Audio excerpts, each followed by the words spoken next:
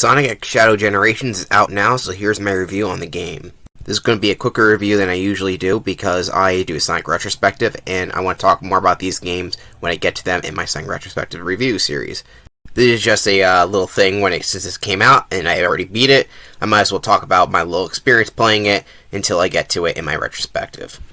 And to say to people that are interested in playing the game if they shouldn't or not, especially during the Christmas time when a lot of people might be asking for it, and I'd say, hell yeah, this game is great. The new Shadow Generations is excellent, but I'm going to talk about a little bit about Sonic Generations in this game. There's not much to talk about compared to Shadow Generations, so I'll talk about that really quick right now. Sonic Generations is pretty much exactly how it was when it first came out in 2011. It's still one of the best Sonic games ever made, and it's definitely the best game in the Boost formula. Though this wasn't the most necessary game to report, since it already was pretty much widely available on most consoles, including it's still available on Steam, as well as the Xbox Series X, you're still able to play it. Not so much on PlayStation, I don't think, and Nintendo was never on unless you got the 3DS version. So really, it's just for Switch users and basically PlayStation players, since, and that's all good and fine. Sonic Generations is a great game, but still, there's some other Sonic games that haven't really been reported that probably could have needed reporting over Sonic Generations. Games like Unleashed and Heroes, and even Shadow the Hedgehog for that matter. But oh well. There really hasn't been anything added to the game, though there's new collectible Chao, which don't really add anything, as well as the drop dash for both modern and classic Sonic, even though that move does not really matter in this game, since it's not really that useful compared to the classic Sonic Spin Dash and Mario Sonic's Boost. So yeah, that's just a kind of an interesting little bonus thing, but it's not really that great. But the biggest thing they added in Sonic Generations is that all the cutscenes have been re-edited and redubbed, basically. It's been rewritten by Ian Flynn and Russell, the main star of Shadow Generations. However, here it feels kind of pointless, mostly because the cutscenes have the same exact structure and cut in just animation. They just changed the dialogue with very few edits. Like now there's Chao and Amy holds cupcakes now. So yeah, that's something. It's not really a big deal. I kind of prefer it, but at the same time, it feels unnecessary. I wish they would just give me the whole rewrite they're going to do with this, like the whole thing, everything redone, because it feels a little sloppy because they had to make it work with the animations already there. Like, I don't know what Sega was thinking with this one.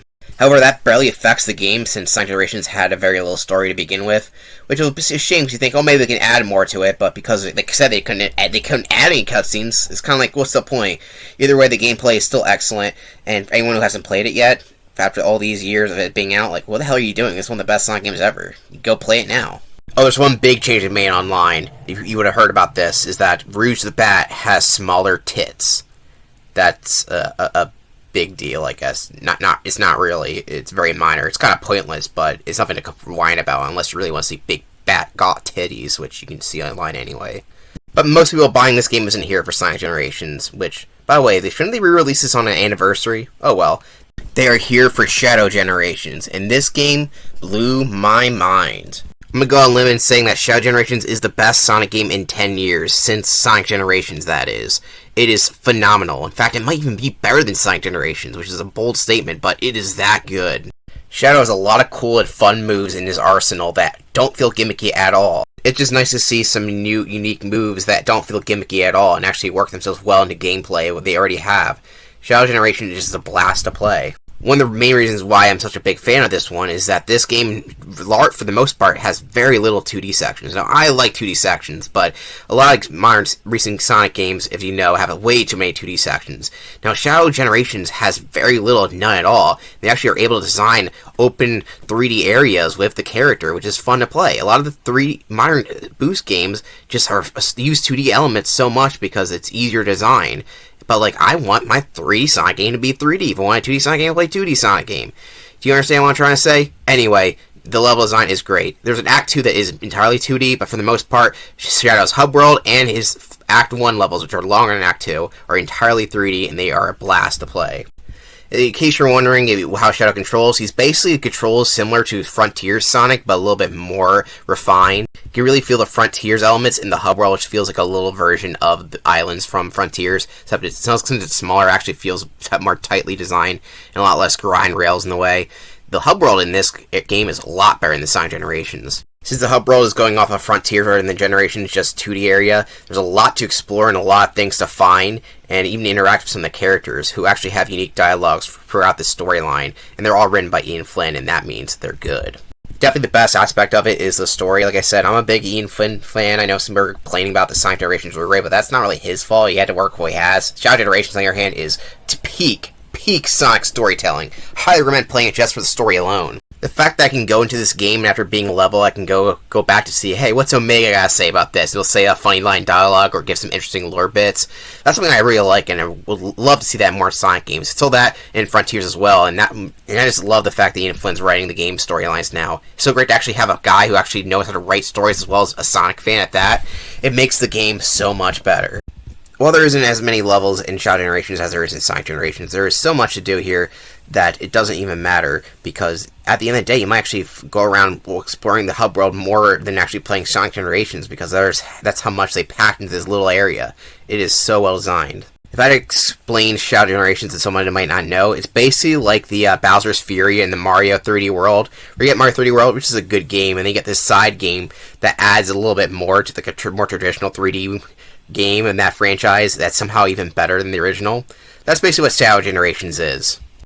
So yeah, I'm a big fan of this game, mostly because the game, even though it's a boost game, the game is not designed to use the boost system all the time. You know, you can. You actually was able to play around the game without even using it for the most part, and that was just a fun experience just to do. Shadow's got a lot of cool movesets that Sonic doesn't have. He has a double jump.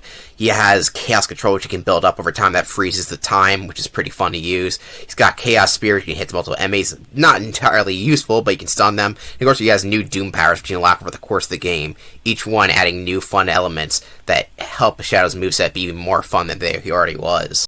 So yeah, is there any problems with this game? Not really, but I do have a little bit of nitpicks. The voice acting is phenomenal in this game, but I think about when I'm listening to some of the dialogue that Shadow does, even though this is definitely Kirk Thorne's best version of the character, I just wish, like, oh man, I wish David Humphrey or Jason Griff was still voicing Shadow, because I feel like they would nail it. But he does a good job. I was like, it's one of those things where I just kind of miss the previous voice actors, because I think they're just better. But that's nothing against the modern day voice actor for Shadow. I just prefer the older ones. That's just me. Another little problem I have is that they have a level from Sonic Frontiers, which is fine.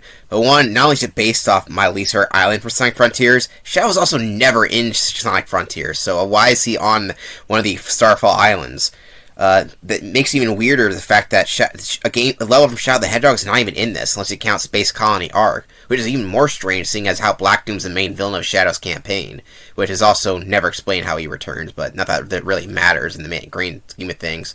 But still, I wish there was an actual level, like, come on, base, can you do the final base from Shadow the Hedgehog? I mean, the game wasn't terrible, and you're obviously bringing back elements from the game. Why do Sonic Frontiers? Is it because you had level assets already at your disposal? Probably why. I mean, I don't care that they redid a Sonic Frontier Forces level because, you know, Shadow was in that game.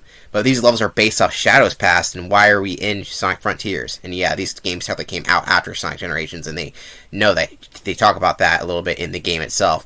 But at the same time, Shadow was never on the Starfall Island, whatever it's called. So why is he on this island? And if you're going to make a level based on Sonic Frontiers, why would you choose the worst island? Come on! And the ultimate nitpick is going to be this next one, but I had to mention this because this kind of bothers me. Each of the levels, you also have characters that you have a connected to each of the levels, which, like much like how Sonic Generations is, you kind of free them. However, the characters here that levels are next to makes no sense. For example, Omega's next to Space Colony Arcs, but you've never been there, and Maria and Gerald are in this game, and they're not next to it, they're next to the Forces level. You know, Orban and Cuba are there, and they would make more sense there. Big the Cat is in front of Soliana, even though he should be in front of the Skyfall Islands. He was actually in Sonic Frontiers, and actually would have made sense for him. And so on and so forth. Omega should have been in front of the Sonic Heroes levels, since that's the game he debuted in. He was also with Shadow in that mission. And Rouge should have been in the Soliana base, and she was actually in the not Soliana, but, you know, the castle. Of course, I can remember Kingdom Valley's name off the top of my head, even though I love that level. She should be there because she actually is part of the level in the original Shadow gameplay in that game, but whatever. That's minor, but I know what they kind of did for story elements, but, you know, they could have made it work. Why is Rouge in front of the Starfall Island? She wasn't there. Shadow wasn't there either. She should be in front of the Kingdom Valley. Come on, game. But yeah, that's all the nitpicks. The boss fights are also pretty good. My favorite being against Mephiles, because I'm a really big fan of that character. It's cool to see the character return after being pretty much vanished to this dark realm, and he's like, I want to be remembered again, because he was erased from the timeline. And Shadow's like, fuck you, dude, and it's great, I love it. And unfortunately, they don't do anything about that old Sonic Generations fan theory where he's connected to the Time Eater. Nothing like that. I kind of wish he was more tied in the main story rather than just one boss fight, but what we got is pretty cool. Maybe one day he'll do a full return. I would love to see it. He's a cool-ass character. Yeah, I only have a little bit of nitpicks, and everything else is just so well done. It's so nice to see just a well-made Sonic game that I have very little problems with. I didn't have problems with. In the end of the day, the problems I'm having are pretty pointless. Who the hell cares when they're not a stupid autistic Sonic fan like me? And that is all that really comes down to. Shadow Generations is fantastic, and it comes with Sonic Generations, which is already a fantastic game. So what are you waiting for? Go buy the game. And hey, if you're a little kid out there, you can ask for it for Christmas, alright? It's definitely worth your time. It's one of the best Sonic games in years, and I'm preferring to Shadow Generations. It's one of the best Sonic games in years. Great. If you love Shadow the Hedgehog, you'll love this game. And it might be in my top 10 favorite Sonic games. I do not know, but maybe we'll see. Anyway, thanks for watching, and yeah, bye.